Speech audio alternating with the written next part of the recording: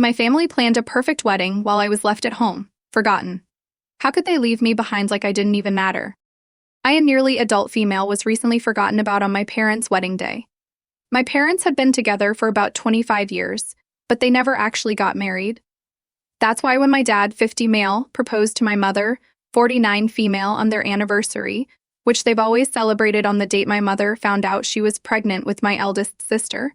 But even though they were already together before, everyone, including me, was delighted and celebrated the occasion with great joy. This happened all the way back in February. They immediately jumped into wedding planning, deciding very early on a small event in Hawaii with just the closest family and friends for an intimate ceremony. Almost immediately, my mother asked my sister, 25 female, to be her maid of honor, and my dad asked my brother, 22 male, to be his groomsman. I wasn't surprised or offended by this. My sister had always been a mommy's girl, and they both enjoyed spending time with each other, shopping and socializing, so they had a very close bond.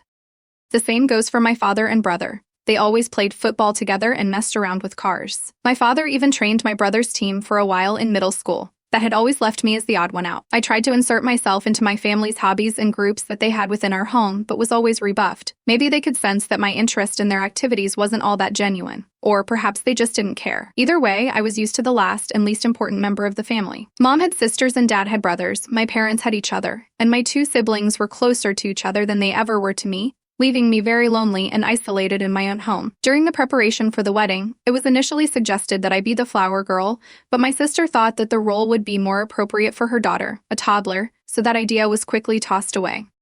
Some later, my maternal grandmother suggested that I might read a poem or give a little speech during the ceremony. Still, both my parents refused because they wanted the wedding to be low-key, and they didn't think a cheesy and sappy speech would fit their vision, their literal words. I was still okay with all of this, even though it hurt to know I would be the only family member not to be part of the wedding party or have any role at all on the day. As the day approached, my parents and siblings got increasingly caught up in all the wedding planning. I noticed my mom didn't invite me to dress shopping, and that whenever they would discuss the venue or the event, I was left out. So I decided to see if they would realize that I wasn't being involved at all and kept quiet, waiting for them to ask me something, anything, about the wedding. But that never happened. So the wedding was set for 3 weeks ago, at the end of August. The day before the departure, my mother casually asked if I had my luggage ready because we couldn't be late for the airport. I bluntly told her that I hadn't prepared anything. She got confused for a second and snapped at me for being unprepared. So I then asked her if I even had a ticket, and her face went pale. Yep, they had even bought me a ticket, and I'm not even sure I had a room or any accommodations once there. But even though I was the only person in my family without a stable income, I work as a part-time babysitter. My parents had bought first-class tickets for my siblings and a couple of other friends who were attending the wedding but had forgotten me. My mom told me not to make a big deal out of it, and that they could just buy me a low-cost ticket last minute from a cheap airline, but I just replied by asking her, "Then what? Do I even have a dress for the ceremony?" She went with sis to buy hers and all the other female guests months ago, but I wasn't included. So that's when my father came in and just told me to suck it up and that I've never been a girly girl, so I could just wear whatever. I got mad at this because, even though I'm not the most feminine girl on the planet, I would have loved to have been included in such an important part of my parents' wedding. And it was about the fact that I was excluded from literally everything that had been going on for months. We all got into a fight with them, calling me entitled and accusing me of making myself small intentionally so they would forget me. Like that's a valid excuse for ignoring a child. They told me that if I kept this attitude, I might as well skip the whole thing altogether, to which I responded with a defiant, "Fine," and went to my room. The next morning, they all left for Hawaii without me. The ceremony was small, but they all posted loads of pictures on Instagram and Facebook about how perfect and magical that whole week was. People quickly realized that I wasn't in any of the photos and asked my parents why, to which they replied that, unfortunately, I'd caught a bug before the trip and had to stay behind. My blood boiled at this. I don't know why this was the straw that broke the camel's back for me, but it was. I took a test, published a picture of myself holding the negative test, and captioned it "not sick at all, just forgotten." I tagged everyone who had questioned my absence from the trip and the wedding in the picture, and for good measure, everyone who was invited.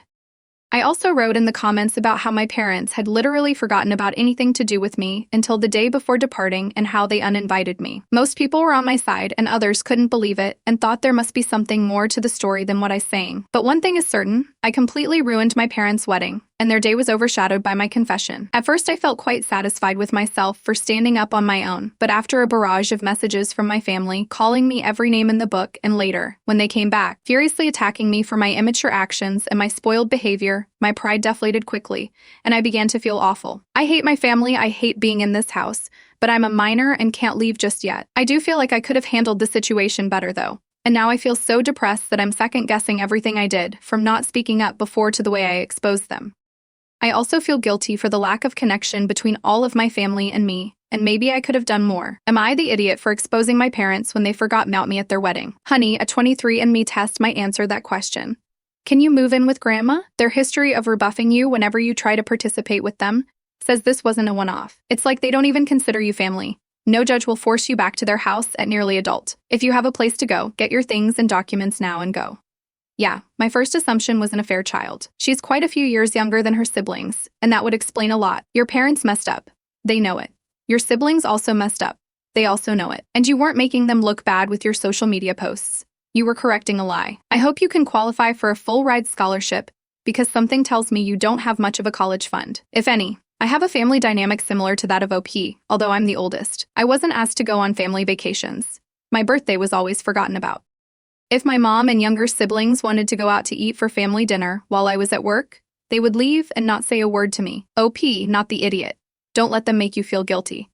As soon as I could, I moved out. I didn't say a word to anyone in my immediate family. I just packed a bag and was gone. I'm in no contact with everyone but my little sister, and even she's on probation with regards to visits and hanging out. I, 20 male, got invited to be a groomsman in the wedding party of my close friends, 24 male, 23 female, and I was elated.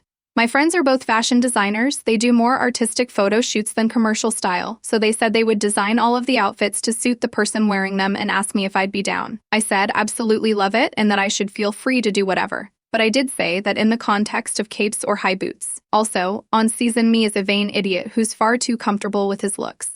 The summer passed, and they talked about a few outfits but kept most of them secret until the fall. Cool. Friday, they finally sent out the info to make sure everyone knew what they were wearing. I love my design except for one detail. They didn't give me a shirt. So for context, I'm a photography and swimsuit model. People do take pictures of me shirtless a lot, but fall is my off-season, and I'm not in good condition. I don't think I'm overweight or anything, but I don't look good, and I would really like to wear clothes right now. I down to place or write the word to me and I told them basically that this looked a little cool for a fall wedding, and I wasn't in great shape to wear it. They said it'd be fine, and I should just go for it, and told me about how much work they put into designing it. I told them again that I just don't feel all right wearing it. Reality doesn't work like stage photo shoots. My abs look awful. And since I'm the only one who doesn't have a real shirt at all, it feels uncomfortable and sensual. So they got kind of mad and said that if I was so flustered by my weight, I should go on a diet. My diet. I told them I wasn't a stripper and hung up. Yeah, mature, I know. They texted me afterward to apologize for the diet comment, and I apologized for my comment. So the other problem is that apparently they've designed the bridesmaids and groomsmen's outfits in pairs. Viola is wearing something designed to be balanced with mine. She gets a shirt, of course, but it was designed to go with mine, and she's super into her outfit. She seemed upset when I said I was trying to get mine changed. I get throwing a shirt or vest or waistcoat or something will throw off the composition, and they've only got 3 weeks to plan and make it, but at this point I just don't care. But Viola's awesome and looked genuinely deeply upset. She wasn't the one who decided to plan this, so I feel awful about how it'd affect her if I dropped or refused the outfit. I also know they put a lot of work into this and probably aren't trying to be remotely creepy, so I don't know why I'm reacting this badly. I'm just hurt they didn't care more about me than about their designs, but at the same time I'm being irrational, and those outfits definitely took months to plan and sew. Edit, they took our measurements but kept what they were making a secret. They planned to do the fitting and adjustments over the next few weeks. I also think they were going for vibes more than perfect fit. Most of what they're making isn't very tight. If someone expected me to go shirtless, first I'd laugh at them, and then when I realized they were serious, I'd give them a resounding heck off. Not the idiot. There's a big difference between agreeing wear some avant-garde or outside-the-box outfit and being half-naked and uncomfortable. Regardless of what you do for a living, you have every right not to feel like you're on display. Hey, would you be comfortable if the outfit we designed for you to wear to the wedding doesn't include a shirt? Is the basic question they absolutely should have asked you in the planning stages. It's not appropriate to expect someone at your wedding party to go shirtless without asking in advance. But acting like you're the bad guy when you express discomfort and then making a comment about you going on a diet is pure, full-on idiot behavior. You're not ruining anything. They need to grow up and show some respect for their friends. And it's like the whole day. It'd be one thing if it's like walk down here without a shirt LOL. But weddings are an all-day thing where you would just want a shirt after a while. Imagine if the genders were reversed and a bridesmaid was given an outfit that showed too much skin for her comfort. Hard to imagine they'd be pressuring her in the same way. You're a human, not a prop. You deserve to be fully clothed. I grew up in a difficult home. I grew up not eating well. I was given food that most people would not consider edible. But I only recognized this after several years. It's impacted my ability to tell via taste. I struggle to recognize when something doesn't taste good. I'll eat something most people would be disgusted by. I've learned how to cook as an adult, and I've asked my husband and his family to be honest if something isn't good. They told me it was good. They've always eaten what I cook and said nice things. My husband's parents hosted a dinner party recently and asked each kid or in-law to bring a dish. I noticed right away that my dish was a struggle for other guests. It was the only one being somewhat avoided or ignored on the plates of guests. And then someone asked who the heck cooked it because they wanted to get sick. I apologized and said I had no idea it was bad. I was a bit of a mess, honestly. I took the rest of my dish up and tossed it so nobody else would accidentally or not grab any. A few guests apologized for not eating it, and I said it was fine. I offered to let them dump it on my plate. Things grew tense. One person felt unwell after it. I felt so upset my husband and his family placed me in that position. They know I can't tell personally, yet nobody said my cooking was bad or that I shouldn't bring a dish. When everyone else left, I told them they should have been honest instead of letting me embarrass myself and making others uncomfortable, because people were clearly unsure about what to do about the dish I brought and were trying not to offend. I told them I'd for a reason. I want to learn and do better, but I can't if they lie when asked. Some of my husband's siblings said I should never expect that from them, and I was trying to make them misbehave. Am I the idiot? You are the idiot. Why don't you use recipes that are rated?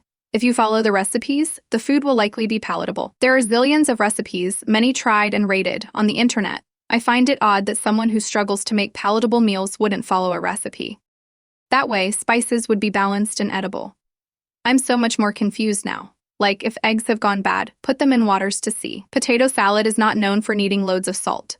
Like, did she pile on dill or something? Almost everything you're going to cook with will have more than one indicator that it's become inedible. Smell, taste, appearance, manufacturer best by date, etc. But she doesn't practice decent food safety and it got left out. Otherwise, she says she gets thrown by instructions to season to taste. But that won't make people ill unless they watch Gordon Ramsay on TV. I'm sorry for Opie's trauma, but I feel like she needs to spend a lot more time eating good food and being taught basic cooking and safety. I disagree, she's not the idiot. But her husband very specifically is. He should have told her her dish was bad, even if he was carefully taking her aside. If other family members felt like they should have encouraged her, that's one thing. Still, her husband should have had her back so she wouldn't feel embarrassed and so as not to make anyone sick. This is on him. My husband, 32, and I, female 32, have had our share of issues even before we got married. Still, we were determined to make it work and recently tied the knot. During our wedding reception, my husband asked how I felt about him not wearing his ring. I told him how important it was to me that he wore it and reiterated it the next day. After we left on our honeymoon, my husband told me he left his ring at home because he didn't want to lose it. He also mentioned that the ring is a little tight, so it's not like it would just fall off. We resolved that, but it brought up a bigger conversation about being considerate of each other's feelings. So it wasn't the first or second time we've had a conversation like this. The next day I suggested we watch a show I thought he'd be interested in, but he fell asleep for most of it and only woke up for the last 20 minutes. So right after the show ended, he called his friend to talk about it. I told him I would have liked to talk about the show instead, and he hung up. But it became an issue because he felt I should have asked to join the conversation with his friend. I'm struggling to see things from his perspective. The wedding ring, him leaving it behind, and how we handled our time together on our honeymoon are really bothering me. He says it's just a difference of opinion, but if we can't show up for each other now during the honeymoon phase, I'm worried about how things will go during our marriage. Am I the idiot for being upset and yelling at my husband about these things? It's a punch in the gut to ask during your reception whether he must wear his ring or not. I'm guessing your husband either caved into getting married, or is somewhere on the spectrum. I'll go with the idiot without more information, although yelling about these kinds of things won't get you anywhere unless that's how you got him to agree to the marriage. Genuine question, why did you get married to him? You don't seem compatible in the slightest. Can we stop assuming someone is on the spectrum when they behave like an idiot, please? I mean, absolutely nothing effing about his behavior suggests he's on the spectrum. People should get married after solving issues, not with a sense of determination to ignore their issues. Why would you marry someone you're already having problems with? That just baffles me. You may as well go and annul your marriage before you have the issue of divorce on your hands. You two clearly aren't compatible.